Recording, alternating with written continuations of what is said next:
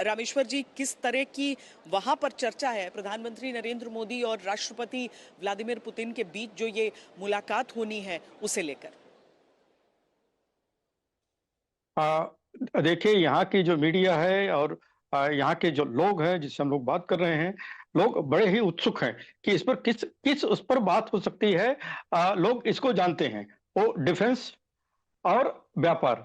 क्योंकि जितना भी देखा जाए, जितने हमारे डेलीगेशन आ रहे हैं, हमारा मेन मुद्दा भी है व्यापार का। जहां तक डिफेंस का है, वो उसमें हमारी चीजें आज नहीं, पहले से ही प्लस में चल रही हैं। हम इनसे ही खरीद रहे हैं।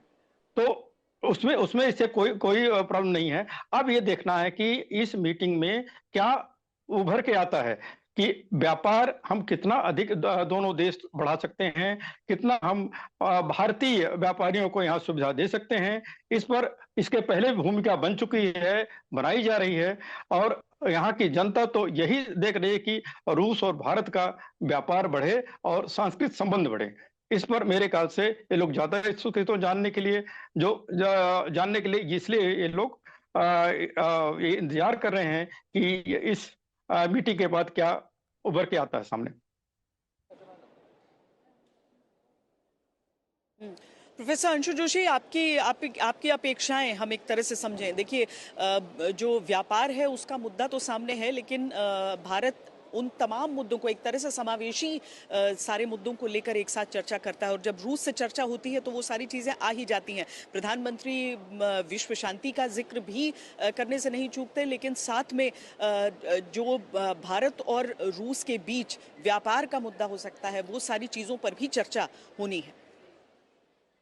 बिल्कुल श्वेता, मुझे लगता है 4 से 5 प्रमुख थीम्स हो सकती हैं जिनके अंतर्गत अलग अलग विषयों पर बात होगी। पहली तो बिल्कुल प्रायोरिटाइज जो एजेंडा है, सिक्योरिटी को लेकर के बात होगी। और इसमें सिर्फ आतंकवाद ही नहीं, जब रशिया के साथ बात होगी तो रशिया के दिए गए हथियार और तरह तरह के जो डिफेंस सिस्टम्स हैं वो हमारे हमेशा समय पर बहुत काम आए हैं।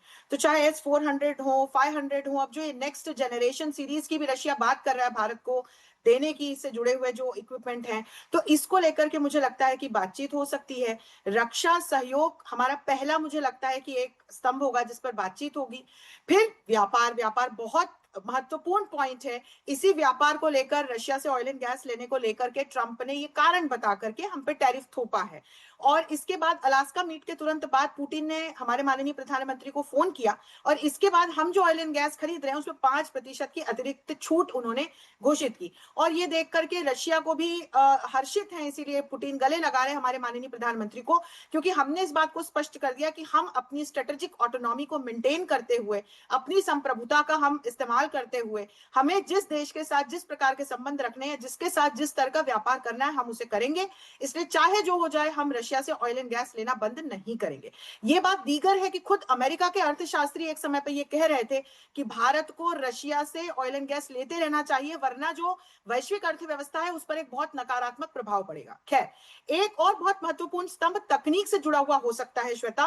किस तरह से digitalisation, digitalised technology, artificial intelligence से जुड़ी हुई जो टेक्नोलॉजी है, नवाचार और स्टार्टअप्स, इनको लेकर के ये एक पूरा, मुझे लगता है, तकनीक के अम्ब्रेला, एक इस तकनीक के स्तंभ के तहत बातचीत की जा सकती है। एक और बहुत महत्वपूर्ण स्तंभ मुझे नजर आता है, वो है हमारे सांस्कृतिक संबंध रशिया के साथ बहुत अच्छे हैं।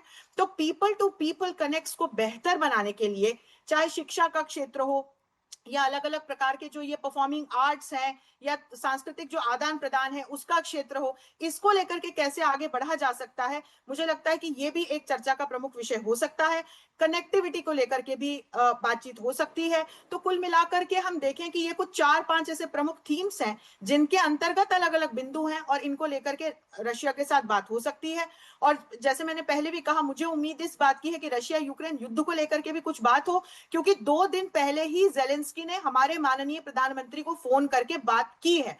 और ये आशा पूरे विश्व के नेता जता रहे हैं, ये भरोसा हमारे प्रधानमंत्री पर है, हमारे देश पर है कि इस युद्ध को रुकवाने में भारत एक बहुत प्रमुखता से सकारात्मक भूमिका निभा सकता है। तो मुझे एक ये भी कहीं ना कहीं बिंदु नजर आता है। और अमेरिका को तो लेकर के निश्चित तौर पर हर एक स्तंभ के अंतर्गत श्वेता मुझे लगता है कि बात होगी। ट्रंप इसीलिए बौखलाए हुए हैं क्योंकि पहले जापान में एक बहुत कंस्ट्रक्टिव वार्तालाप हुआ जापान के साथ, और जापान के जो प्रमुख ट्रेड एडवाइजर थे, उन्होंने अपनी ट्रेड डील नेगोशिएशन के लिए जो यूएस की यात्रा थी उसको स्थगित कर दिया हमारे प्रधानमंत्री के वहां आगमन पर। फिर आप चाइना के साथ देखिए, कल बहुत कंस्ट्रक्टिव टॉक हुई है, और आज आप देखिए एससीओ समिट के लेवल पर बहुत कंस्ट्रक्टिव टॉक हुई है, और अब हम पुतिन के साथ बातचीत करने जा रहे हैं।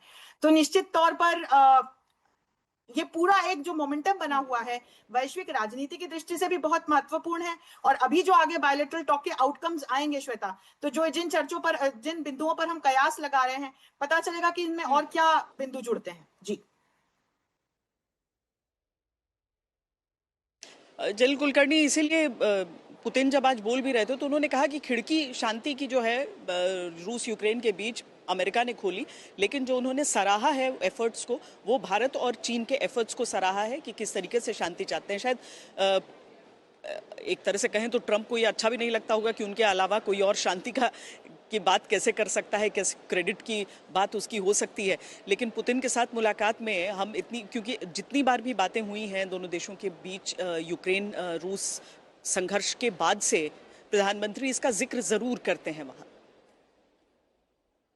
श्वेता जी, अगर आप देखें जिस प्रकार से जेलेंस्की ने अपने प्रधानमंत्री पे भरोसा रखा कि वो पुतिन से बात करेंगे तो उनके बारे में बताएंगे कि अब वो चाहते हैं कि लड़ाई बंद हो, और वो चाहते हैं कि अगर पुतिन लड़ाई बंद कर दे तो बहुत बड़ी मेहरबानी होगी। मुझे लगता है अगर आज की बातचीत के बाद अगर हफ्ते भर के अंदर भी अगर कुछ ना कुछ यूक्रेन को कहीं ना कहीं फायदा होते हुए दिखता है तो हम जरूर कह सकते हैं कि जो प्रयास है ये सफल हुआ है। और ये प्रयास जो प्रधानमंत्री कर रहे हैं, प्रधानमंत्री बहुत कम किसी विश्व में ऐसे नेता होंगे जो जेलेंस्की के साथ भी अच्छे रिश्ते हैं और पुतिन के साथ भी बहुत अच्छे रिश्ते हैं। और पुतिन इस बात को मानते हैं कि भारत वाकई एक अच्छा दोस्त, एक जिगरी दोस्त बन के रहा है और पुरानी दोस्ती निभा रहा है। ये नहीं है कि जो तेल खरीदना वेरी स्मॉल थिंग, ये तो तेल पहले भी खरीदते थे। चीन उनसे ज्यादा खरीदता है, यूरोपियन यूनियन ज्यादा खरीदता है, हम लोग क्या खरीद रहे हैं, जो भी खरीद रहे हैं हम बाकियों का फायदा उठा रहे, तो उसका फायदा उठा रहे, तो वो नहीं है। लेकिन अगर आप देखिए, बहुत बड़ी बात यह है कि 23% of the world GDP, 43% of the world population, अब भारत कर रहा है आर्थिक गतिविधि में बहुत आगे प्रयास। अगर ये 23% of the world GDP, 33% of the world GDP अगले दशक में हो जाता है, इसमें भारत की भूमिका बहुत बड़ी होगी।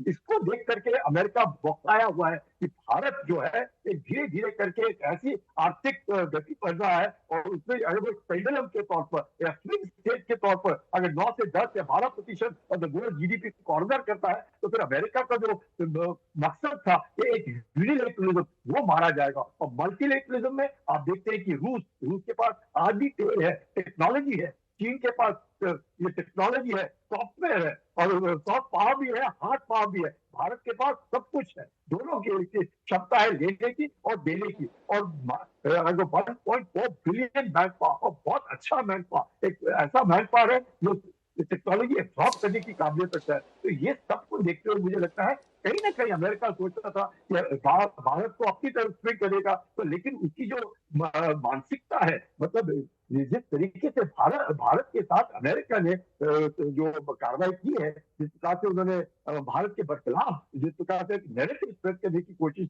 कर रहा है अमेरिका, उसको देखते हो तो मुझे आश्चर्य होता है कि क्या दो डेमोक्रेसी एक दूसरे से अच्छा रहना चाहती है, या अमेरिका जो डेमोक्रेसी है वो डिक्टेटरशिप के साथ रहना चाहती है, या वन मैन कॉन्ट्रैक्ट के साथ रहना चाहती है। वो एक लोकतंत्र देश जैसा भारत, और भारत हमेशा ये कहता है we are not anti America, we are not pro China, but we are our own friend. हम बिल्कुल नॉन अलाइंड में नहीं है, we are aligned for own national interest. तो उसको देख करके अमेरिका को जलन नहीं होनी चाहिए, बल्कि अमेरिका को अच्छा लगना चाहिए। एक अमेरिका ऐसा, हिंदुस्तान एक ऐसा देश है जो विश्व भर में बैलेंस कर सकता है। लेकिन मतलब आज की मुझे लगता है विश्व में जिस प्रकार से एक बहुत भयानक स्थिति उत्पन्न हो रही है, उस स्थिति में भारत एक पुरानी सभ्यता होने के नाते, जिसका चीन ने भी कहा है, चीन ने जिक्र किया कि टू सिविलाइजेशनल स्टेट, उन्होंने उसने पाकिस्तान को कहा मतलब ये हमारा एक अच्छा दोस्त है, लेकिन टू सिविलाइजेशन के बारे में जब चीन बात करता है,